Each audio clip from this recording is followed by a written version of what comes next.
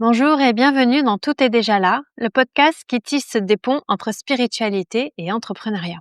Alors cet été, je vais te proposer une série de 9 épisodes, la FAQ de l'été. Chaque semaine, je réponds à une question qu'on me pose souvent, soit dans les cercles que j'anime, soit dans mes cours, soit même dans la vie au quotidien. Ces capsules, elles vont être douces, accessibles pour nourrir à la fois ta pratique et ton chemin intérieur, même au cœur de tes vacances. Alors aujourd'hui, on ouvre avec une question aussi simple qu'universelle. Le yoga, ça se pratique avec ou sans musique? Et à la fin de l'épisode, je te partage une courte méthode pas à pas pour faire tes décisions. Donc déjà, on va commencer à la source de cette question. Je pense que c'est assez intéressant. Le yoga traditionnel, est-ce que c'était avec ou sans musique? En fait, la première étape quand on remonte ce temps, c'est qu'on peut réaliser qu'à l'origine, par rapport aux écrits que l'on a, donc sachant que les écrits que l'on a remontent pas forcément à l'origine du yoga, mais en tout cas les tout premiers écrits que l'on a qui parlent de l'état de yoga, de la pratique des asanas, de la pratique des pranayama, en fait, étaient écrits par des personnes, des hommes principalement, qui vivaient dans des forêts reclus il y a très longtemps. Donc on peut déjà très facilement arriver à la conclusion qu'il n'y avait pas d'enceinte Bluetooth à l'époque au milieu des forêts en Inde, et qu'il n'y avait donc pas de musique pour accompagner les pratiques de yoga. Cela dit en passant, c'est pas parce que, aujourd'hui on appelle un yoga traditionnel en fait, qu'il est ancien et qu'il est de l'origine. Il y a énormément de lignées aujourd'hui qui se disent yoga traditionnel, qui sont en fait très récents et assez contemporains. La plupart descendent, des années 1900, en fait de la lignée de Krishnamacharya, et en fait ce sont des yogas qui se veulent très proches de la culture hindouiste et indienne, très, on va dire, conservateurs, mais qui en fait sont pas du tout, anciens. Et donc quand on entend yoga traditionnel, on peut dire: «Ah moi je fais le yoga traditionnel», donc le «vrai yoga» entre guillemets. Aujourd'hui le vrai yoga, c'est pas un yoga postural. Donc si tu te poses des questions, je t'invite vraiment à te reporter à mes épisodes précédents ou à te renseigner sur la question. Mais en tout cas, c'est aussi un point intéressant parce que le yoga est une pratique non normée qui a évolué au fil des siècles, qui est vivante, hem et du coup qui n'est pas figée.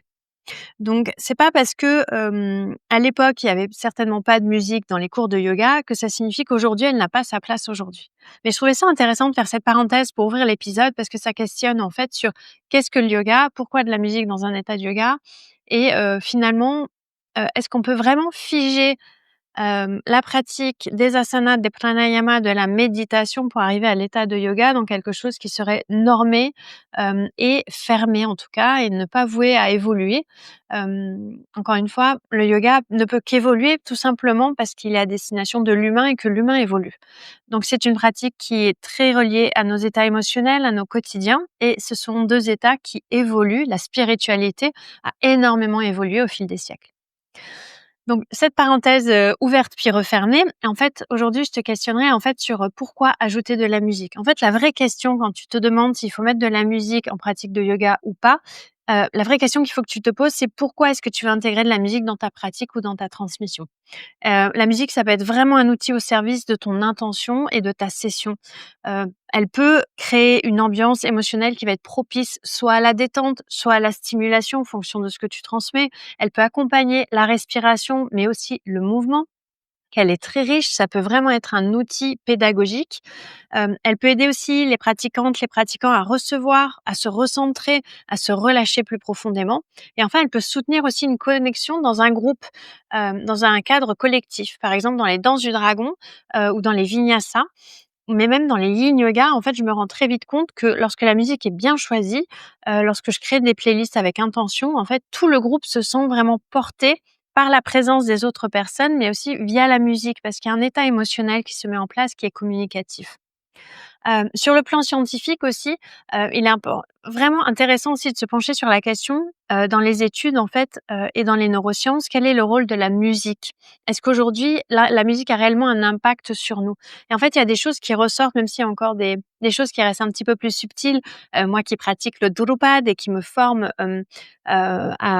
au yoga de la voix avec Nathalie et Adam, il y a des choses qui sont très subtiles, qui sont difficilement, à mon avis, explicables et aussi démontrables scientifiquement tellement elles sont personnelles et liées à l'histoire, à la mythologie psychologie de chacun et de chacune. Mais en tout cas, scientifiquement, il y a des études qui ont prouvé que, la musique, elle peut réduire le cortisol, donc les hormones du stress. Écouter une musique peut vraiment amener un état de détente. Ça stimule aussi la dopamine selon ce que tu mets, donc l'hormone du plaisir. C'est souvent pour ça, tu as peut-être remarqué quand on est, dans des pratiques physiques de course à pied, dans les mariages, en fait, la musique va amener cet état aussi de de encore une fois, c'est lié au groupe aussi, mais de joie. Elle peut vraiment amener à quelque chose qui est de l'ordre du plaisir.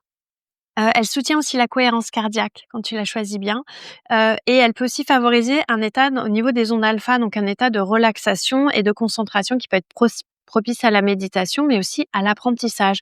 Donc ça, c'est des choses aussi qu'on utilise en yoga nidra ou en relaxation profonde, qui sont 2 choses différentes.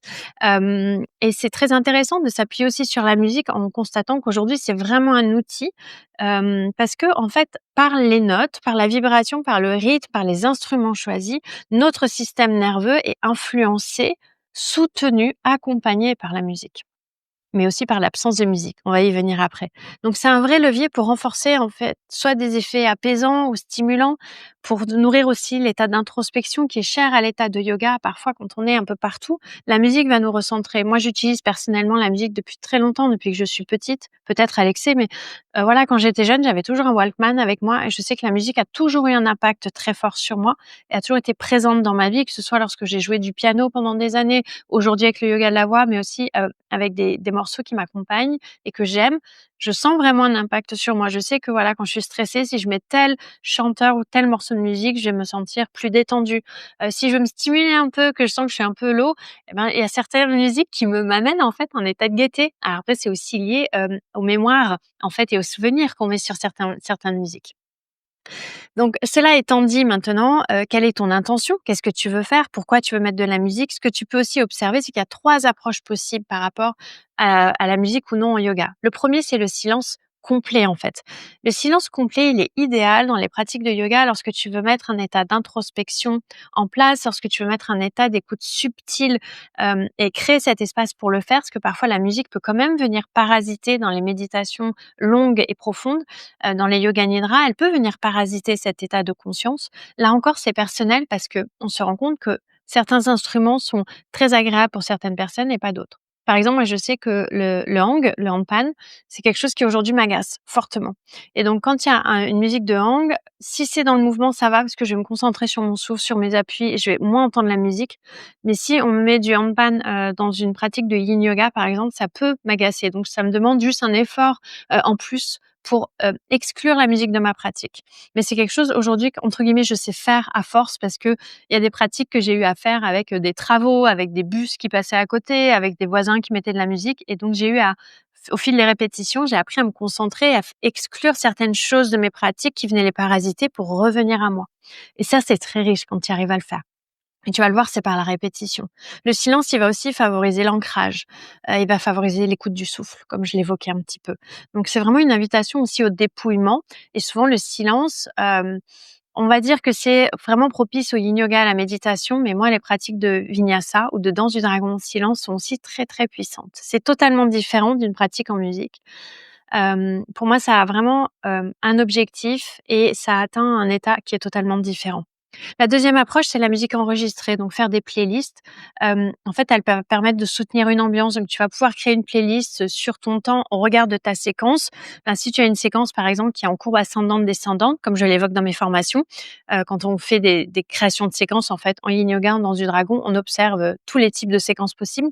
En fait, tu vas faire ta musique sur le même rythme, en fait, pour accompagner cet élan-là, pour pas avoir quelque chose qui soit hyper dynamique au moment de Shavasana ou quelque chose qui soit très lent au moment où toi tu es, dans ta danse du dragon ou dans ton vinyasa, donc quelque chose qui est, très en mouvement, très rapide peut-être, et bah, tu vas vouloir quelque chose qui va avec ce sens-là, qui est pas en opposition. D'où ton intention qui est très importante, cette première question. Pourquoi tu veux mettre de la musique? Parce que la musique, elle doit forcément être au service de ta transmission, de la pratique des personnes, et du bave, de l'état, de l'émotion que tu veux mettre dans ta transmission et ta séquence. Donc ces playlists, personnellement, moi j'utilise Spotify. Je sais qu'il y a un autre outil qui s'appelle Deezer. Je crois que dans Apple Music aussi tu peux le faire. Enfin bref, choisis ton outil Mais juste attention à 2 choses. La première, c'est que de plus en plus, il y a de la publicité pour les, personnes qui prennent les versions gratuites. Donc tu peux être interrompu par de la publicité. Moi, j'ai la version payante sur Spotify, mais quand je passe la musique, ça va. Mais mes élèves, par exemple, si elles récupèrent la playlist et qu'elles ont la version gratuite, elles peuvent avoir des spots de pub qui passent au milieu. Et l'autre point, c'est qu'il faut que tu fasses bien attention à les télécharger sur ta device, que ce soit ton téléphone, ton iPad, ton ordi, au moment où tu vas enseigner la séquence, parce que s'il n'y a pas de connexion sur place, tu peux être embêté. Et là, je parle d'expérience. Ça m'est arrivé parfois d'arriver sur place et de me rendre compte que j'avais pas d'accès internet. Ça m'a dû m'arriver 1 ou 2 fois. Après, en général, c'est le genre de choses, voilà, chat échaudé, tu fais attention. Mais du coup, voilà, je les télécharge bien en amont pour être sûre que j'ai la playlist à dispo sans avoir besoin de connexion internet. Vérifie aussi le matériel qui est disponible sur place, c'est assez important. Hem Donc là, c'est important. Et la dernière possibilité, c'est la musique en live, en fait. Une autre approche qui est possible, c'est la musique en live. Donc là, dans la musique en live, tu as deux chemins qui sont tout à fait possibles et que j'aime beaucoup. Ça me fait sourire parce qu'en fait, moi, la musique en live, elle est vibration, elle est vivante et j'adore ça. Le premier chemin que tu peux prendre, c'est un accompagnement musical ponctuel. Donc demander à une personne qui joue, par exemple, d'un instrument de musique de venir animer ou co-enseigner un atelier ou une retraite avec toi. Donc là, c'est quelque chose de ponctuel où vous allez co-créer en fait cet accompagnement, cet univers, ce bhave. Le bhave, c'est un terme indien, hindouiste, enfin sanskrit. Le bhavana, c'est vraiment l'ambiance que tu veux créer. Et en fait, vous allez pouvoir co-créer avec l'expertise de cette personne dans ses instruments et toi, ton expertise en yoga, et ben créer un voyage en fait pour les personnes. Et c'est ce que moi j'adore faire. Et tu peux aussi le faire en comment dire? En toi-même, jouer ponctuellement d'un instrument. Alors attention, quand tu fais ça, il faut que tu t'assures, de pouvoir parler et jouer de l'instrument en même temps. Ça peut sembler anodin, mais c'est pas facile. Il faut vraiment pouvoir dissocier la parole de ce que font tes mains. Il faut parfois aussi avoir une différenciation main droite, main gauche, donc assez d'autonomie là-dessus. Il faut également que tu mémorises ce que tu veux jouer. Alors si c'est des instruments intuitifs, l'avantage, c'est que comme c'est intuitif, en général, on improvise, mais il faut quand même que tu saches si j'ai un moment, tu crées un schéma, une suite de notes qui te plaît, que tu puisses la recréer. Donc il faut que tu sois disponible aussi pour l'instrument, pour l'entendre et recréer des choses pour vraiment improviser ton morceau en live. Hem Et il faut que tu aies l'instrument qui soit bien accordé, qui soit disponible. Donc c'est jouer de la musique en live pour toi, ça va te demander un travail en plus, qu'il faut que tu prépares ta séquence, que tu t'assures que le lieu soit sécurisé, que les personnes sont bien accueillies et que tes instruments sont accordés, disponibles et voilà. Et il faut aussi pouvoir les transporter sans stresser. C'est aussi quelque chose parfois. Bien évidemment, dans la musique live, il a la voix. Donc, si tu veux chanter des mantras, par exemple, c'est aussi une possibilité. Encore une fois, moi, les seuls points que je dis, souvent qui sont importants, c'est quand tu chantes un mantra, c'est de connaître la traduction, la signification. C'est de pouvoir, l'interpréter avec énormément de respect, donc de l'avoir reçu et travaillé en amont. Et de voir si tu le chantes seul ou si tu fais avec les pratiquantes ou les personnes présentes. Parce que ça peut être aussi intéressant parfois de clôturer avec un mantra et de chanter tous ensemble, c'est très puissant. Et là, il y a quelque chose qui se joue aussi dans le corps de la personne, de la vibration de ses cordes vocales en fait, du corps qui vibre au niveau des côtes, au niveau du corps, avec, le son de la personne et la voix. Donc là, on en vient un peu à la méthode pas à pas que je t'annonçais en introduction, en fait. Comment faire ton choix entre toutes ces possibilités? La première, on en revient à ton intention, en fait. Quelle émotion, quelle transformation tu veux inviter dans tes cours? Quelle est ton intention? Tout part de ton intention. Ensuite, c'est quel type de yoga tu transmets? Est-ce que c'est du yin, du nidra, du vinyasa, du hatha? Et en fonction de ça, ça va t'aider aussi à savoir si, tu veux de la musique, quelle musique dans les 3 approches et quel type de musique? Ta personnalité aussi. Est-ce que tu es quelqu'un qui écoute beaucoup de musique en dehors? Est-ce que tu es à l'aise avec le silence? Est-ce que tu es musicien ou musicienne? Est-ce que tu sais et que tu aimes chanter? Tout ça, c'est des points aussi qui vont te donner des réponses. Si la réponse est, non, c'est-à-dire, ou que tu aimes chanter mais tu es pas à l'aise, bah, c'est génial parce que ça va te donner une piste pour te dire: «Bah, peut-être que là, il faut que je travaille là-dessus, il faut que je me forme sur la voix pour être plus à l'aise avec et pouvoir chanter» parce que visiblement j'aime ça. Quand je suis toute seule dans ma pratique, j'aime chanter des mantras mais j'ose pas forcément le faire. Et là, encore une fois, je parle d'expérience. J'ai partagé des mantras pendant, longtemps en les faisant en japa mantra, donc sans les chanter, parce que ça me faisait vibrer. Et au bout d'un moment, j'ai dit: «Bon OK, stop, maintenant j'aimerais bien pouvoir être à l'aise avec ma voix et chanter ces mantras». Donc c'est là où j'ai fait cette démarche vers le yoga de la voix. Aussi, ce qui est intéressant, c'est ton niveau de maîtrise, hein. Mais ce qui est intéressant, par exemple, c'est une fois que tu as fait tout ce bilan-là, ton intention. le type de yoga que tu transmets, ta personnalité, ton niveau de maîtrise, c'est ton public, en fait. Est-ce que les personnes qui vont écouter, qui vont être en présence, est-ce qu'elles sont à l'aise avec le silence? Parce qu'un point aussi avec la silence dans les pratiques, c'est que ça peut être très intense pour certaines personnes. Quand j'enseignais, à Paris dans les studios, le silence est un élément qui est pas très présent dans Paris et pour beaucoup, lorsque je faisais des pratiques de yin yoga en silence, c'était extrêmement intense pour les personnes. C'est-à-dire qu'elles me disaient elles-mêmes: «Cette même séquence qu'on a fait en musique la semaine dernière, pour moi cette semaine, elle a été hyper dure parce qu'il a fallu que parce que j'ai noté toutes les fois où mon mental partait. Puis j'étais ennuyée par quelques bruits qui étaient autour et puis. Et ça oblige à revenir à soi et à s'ancrer, mais elles m'ont toutes toujours dit, en fait, que c'est extrêmement intéressant de faire cette expérience-là, de faire l'expérience du silence. Mais est-ce qu'elles sont à l'aise avec ça? Est-ce qu'elles sont à l'aise avec la musique? Hem, donc c'est ça où, aussi il va falloir que tu, poses ces réponses-là parce que ça va te donner une trame. Vraiment, donc ces étapes-là, si tu les respectes, tu vas déjà avoir un bel élément de réponse et les derniers conseils que je te donne par rapport à ça, si tu as encore un doute, c'est-à-dire que tu dis: «Oui, voilà, je veux mettre de la musique ou je veux ne pas en mettre, mais je suis pas sûre». La première chose, c'est que tu peux tester comme moi. Fais avec et sans, fais avec la musique live et avec des playlists. Fais un petit peu. Moi, la musique live, au départ, c'était juste Shavasana avec la kalimba ou avec le carillon. Et ça m'a permis petit à petit de voir déjà est-ce que j'étais à l'aise. Et puis au fil du temps, j'ai ajouté des instruments, j'ai ajouté des choses, j'ai fait en introduction, je l'ai fait pendant les pranayama. Donc vraiment, donne-toi aussi l'opportunité d'y aller progressivement. Ne force pas dès le départ à fond. Un autre conseil que je peux donner, c'est demande à tes élèves, tout simplement. Va voir les personnes qui pratiquent avec toi et demande-leur: «Bah, tiens, est-ce que la musique aujourd'hui, ça a été OK ou pas? Est-ce que c'est OK le silence? Quelles sont les sessions que vous préférez? Est-ce qu'il y a un type de musique que vous aimez ou est-ce qu'il y a un instrument que vous n'aimez pas du tout?» Une élève était venue me voir une fois à Paris en m'expliquant que pour elle, les cloches indiennes, c'était pas OK. C'est un son qui était très métallique et qui vraiment lui créait énormément de crispation et lui demandait du coup de se relâcher énormément et de faire un travail sur elle, comme moi avec le hand, pour pouvoir, rester dans la pratique et ne pas en sortir à cause de ça. Donc échange avec les personnes, mais surtout quand tu échanges avec les personnes aussi, pars de là où tu es. C'est-à-dire que si les personnes te disent tu as 10 personnes et tu en as 6 qui te disent: «Bah, moi je préfère en silence», te dis pas: «Bah, du coup je fais tout en silence». Peut-être que du coup tu fais plus régulièrement en silence, mais tu en prévois aussi en musique, non seulement pour les 4 qui restent, mais parce que pour toi la musique est importante et que tu veux leur faire découvrir ça. Et peut-être aussi que quand tu mets de la musique, tu la mets qu'au début ou qu'à la fin ou qu'au milieu. Moi, j'aime beaucoup aujourd'hui faire des shavasana en silence. Il y a très à part les instruments, en général, en shavasana, il y a plus de musique de mon côté. C'est toujours en silence parce que c'est un moment à soi. C'est un moment très personnel, je trouve. Hem Pratique aussi, ce que tu fais dans ta pratique personnelle et ce que tu fais chez toi. Donc ça revient à t'ancrer par-delà où tu es. Parce que comme tu transmets ce que tu pratiques, si la musique fait partie de ta pratique, ça va être fluide et les personnes vont te suivre.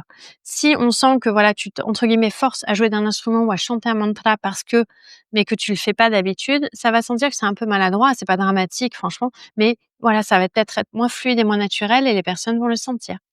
Donc c'est important de pouvoir, jouer avec ça aussi, c'est intéressant.